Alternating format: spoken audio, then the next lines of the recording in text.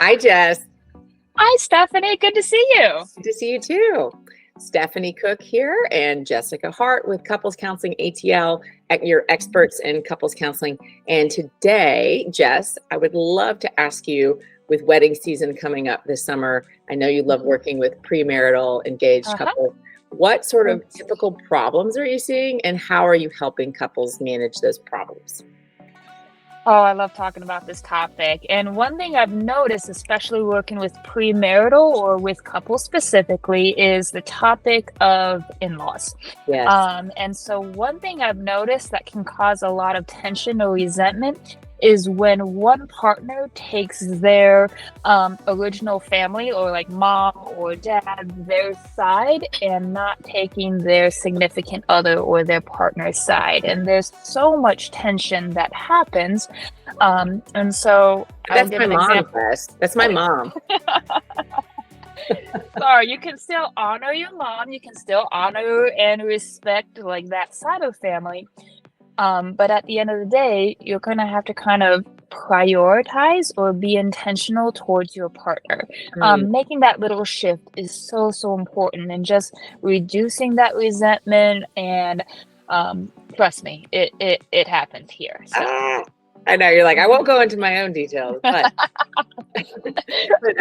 everybody's faced this sort of tension between your partner, your spouse, and then your in-laws or your family or their family. What do you do if the family's paying for the wedding though? Let's say, there's a lot of financial purse strings and they have expectations, they want these flowers or they want this venue. They have a lot of opinions. What might you say, again, to a couple navigating this if they're feeling pressured to say yes to mommy and daddy rather than to my future wife or husband? Oh, you have no idea how many couples I see who go through all of this and stuff. And one of the biggest advice or counsel that I encourage couples to do is like sitting down and having a conversation with maybe both parties, and especially starting out between you and your significant other, and just talking about like, okay, what are our expectations, what's our boundaries, what is important for you, what's important for me, just making sure you and your significant other are on the same page.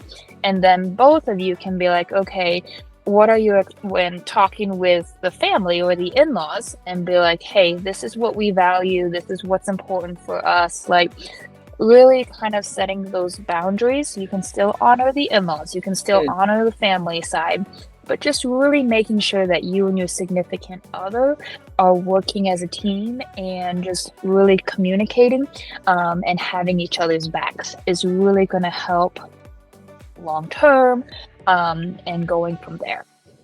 That's great. I love it. So, making sure you're having those intentional conversations, just the two of you, without mom and dad, right? Before you even go have these conversations with mom and dad. So if you're not on the same team right now, you're not feeling like you're on the same page, maybe you have really different opinions about how it should be done, and one of you agrees more with mom and dad than you do with your future spouse, work it out together, just the two of you, before you start talking to mom and dad about it.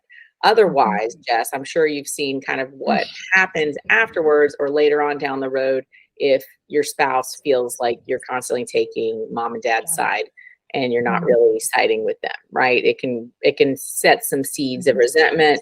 You can start to feel like you're not the priority, yada, yada, yada.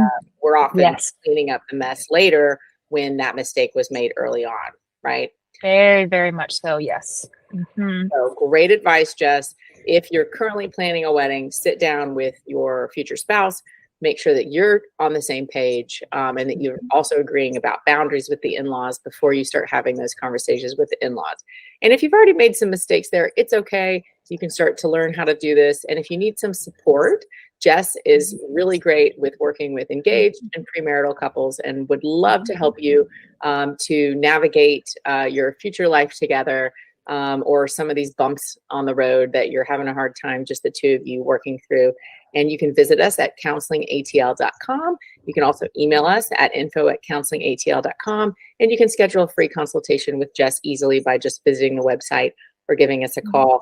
Jess, thank you so much for spending this time with me and sharing some of your wisdom with couples, especially those who are engaged or planning a wedding.